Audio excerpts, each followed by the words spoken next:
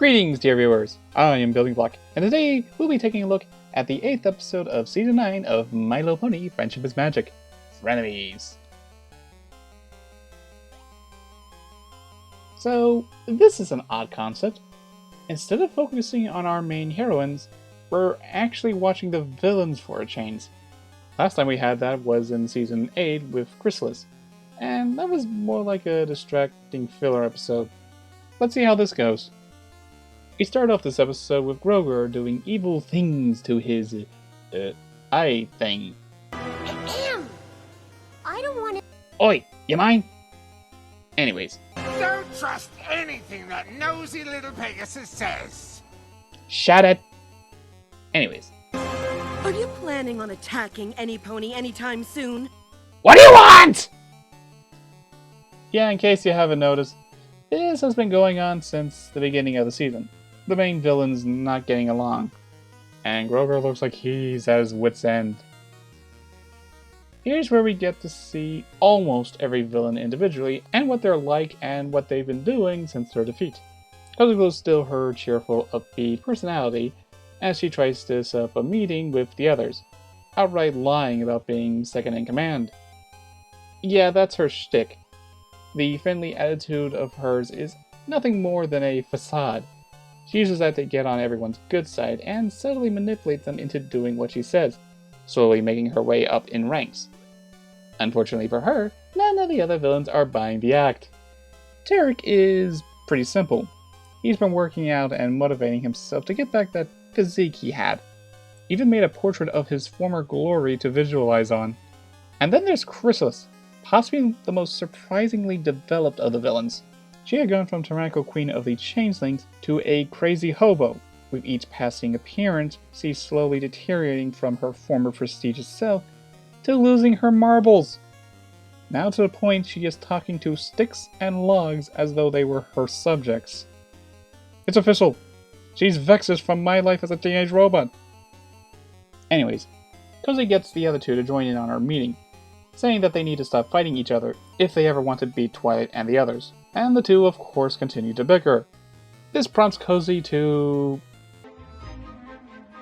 I think I know a way that we can. Ugh. Probably something I should have mentioned in my general review of the show. See, every once in a while there are musical numbers, and I honestly can't stand them. I find them rather odd. For the most part, they're there to pad out the episodes with musical visuals, which distracts from the story. To me, the moment Pony starts singing is the moment any and all seriousness and tone I had for this scene gets tossed out the window. There are a few exceptions where I actually like the songs, mostly ones that were just for fun, such as Smiles and Glass of Water. Now, that's not to say musical numbers are bad, I'm just not into them. If you like them, more power to you. Just don't expect me to sing along. Now here... Once we have a better way to be bad. Is another one of those exceptions. This is possibly the most fun I've had in these musicals. Watching these villains outdo each other, showing how much bad they can be, while throwing each other under the bus. Accompanied with great visuals, this is by far the best slapstick I've seen on the show. Yet despite their musical performance, they still can't get along, and Grover has had enough and reminds them all of the pecking order. He then gives us a story of Gusty the Great and how she stole his magical artifact all those years ago. Did a little research, and Gusty is actually the name of a pony that defeated Grover back in G1. Give a little reference. Anyways, Grover tasked the villains to retrieve his bewitching bill from Mount Everhoof. Horse puns. Said mountain being impossible to climb. Upon reaching the summit, the three decide to go on their own.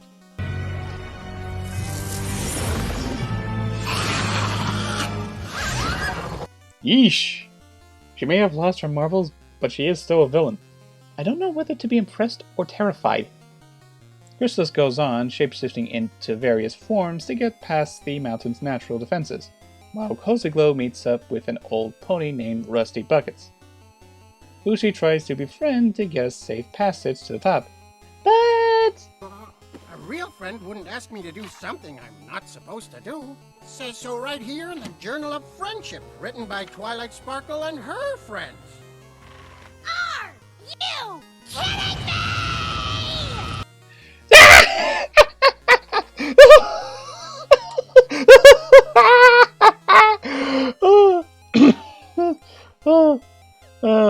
This is too good. Unfortunately, both their methods had failed.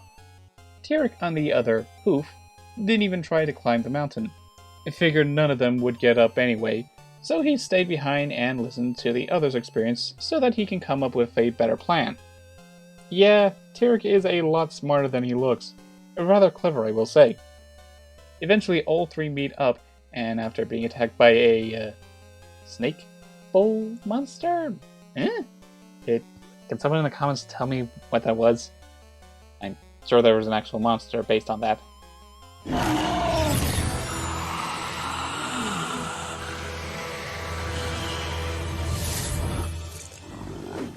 I think I'm going to be sick. Ooh. Eventually, the three calmed down and started talking, sharing tales of their own misdeeds, and making fun of the heroines. And actually bonding over. Figuring maybe they're better off together to defeat their foes. The next day, they go together, surpassing every obstacle in their way, soon reaching the top, only to be stopped by a magic barrier. This actually might explain why Grogar didn't get the bell himself. He knew where it was and tried to get it, but was stopped at this point and couldn't figure out how to break through. Maybe hope these three would solve the problem.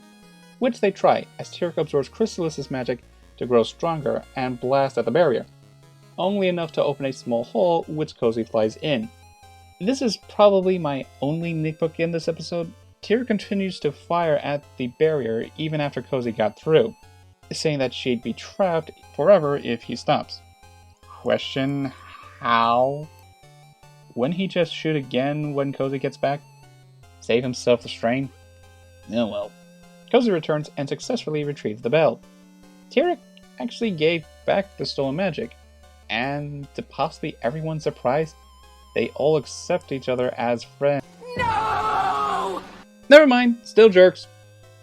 They quickly rejected friendship immediately when they were just this close to being good. Claiming friendship is a disease that would ruin them just as it did before. They agree that although they hate the main six, they still hate each other, but they know they can't beat them alone. They also acknowledge that if Grogar gets the bell back, there's no stopping him. So instead of returning the bell, they decide to hide it, pretend they failed but learn to get along, and once this all blows over and they defeat the main six, the villains will use the bell to backstab Grogar and go back to killing each other. And that was Frenemies. We've seen the heroes and their friends go about their days and adventures, but seeing an episode focused on the villains leaves me intrigued. Watching them go about their days with evil intent, how creative they can be in their villainy, and then watching them get their comeuppance forward leaves me grinning ear to ear. This episode makes me cackle madly, as though it were an evil Three Stooges episode.